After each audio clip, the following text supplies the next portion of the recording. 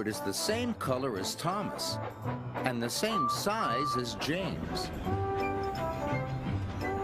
He can pull coaches and push freight cars.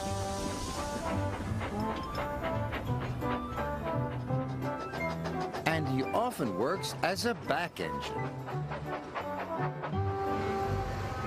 But Edward is old and not as strong as the other engines. So sometimes Edward feels left out. The Duke and Duchess of Boxford came to visit their new summer house. They came on their own private engine called Spencer. Spencer is big and silver and very fast. When Spencer pulled into Knapford, his driver had exciting news for him. "You have beaten Gordon's record," he said. "Of course," boasted Spencer. "I'm faster and finer than all the engines on Sodor put together." Sir Topham Hatt's engines were very cross. "Spencer's just a big silver show-off," sniffed Gordon, and everyone agreed. Sir Topham Hatt spoke to the engines. "Spencer will take the Duke and Duchess to their summer house. Another engine will take their furniture." Sir Topham Hatt's engine saw the chance for a race. "Please, sir," said Thomas, Percy, Gordon, and James all together. "May I go?" "You all have other work to do," boomed Sir Topham Hatt. "Edward will take the furniture." James and Gordon groaned. "Fancy sending a back engine to do an express engine's job," sniffed Gordon. "He'll lose the race and let the whole railway down," said James. Thomas and Percy were cross. Edward was their friend. "Spencer has a bigger boiler," said Thomas, "but that just means more hot air." "An honest steamy can beat a pouty puffer any day," added Percy. Edward set off. Slow and steady. "We'll do my best, we'll do my best," he puffed.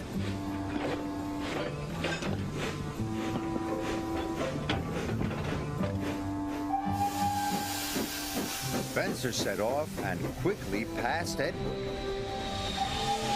"I've won already," he boasted. And with a whoosh, he was gone.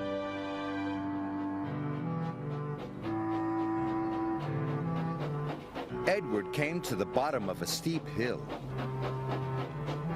The freight was heavy and he felt very tired.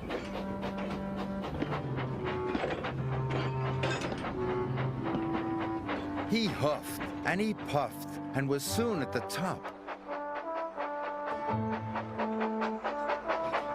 He could see Spencer in the distance and chased him at once. Edward raced down the hill.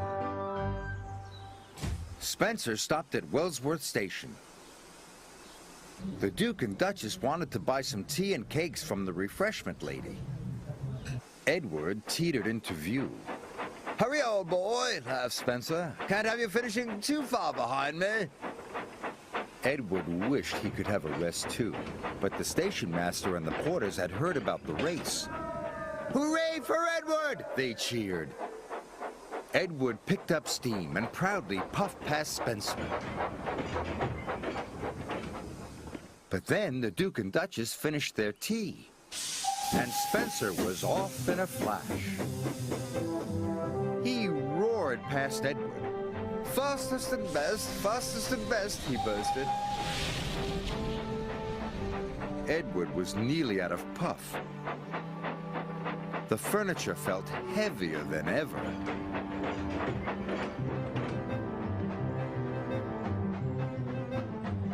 Up ahead, Spencer had to stop. The Duke wanted to take some photographs of the countryside. The Duke set up his camera. Spencer closed his eyes.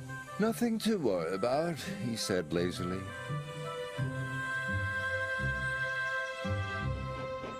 Gordon was returning to Brendam Docks. He passed Spencer and knew Edward must be losing the race. "Edward is a waste of steam," he sniffed. But when Gordon passed Edward and saw how hard he was trying, he felt bad about what he had said. "Well done, Edward," he called. "You are a credit to the railway." Edward was so happy his boiler tingled. He found puff he never knew he had. The Duke and Duchess had finished taking photographs and were back on board. "Time to go," said Spencer's driver and rang the bell. But nothing happened. Spencer was dreaming of victory.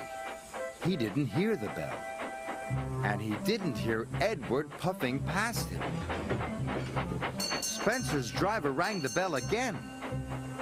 When Spencer finally opened his eyes, he could see Edward heading towards the summer house. Nearly there, he gasped. Spencer took off as fast as he could. But as he reached the siding, his driver ordered him to slow down. "These are old tracks and you are a very heavy engine," he said. "You must go slowly."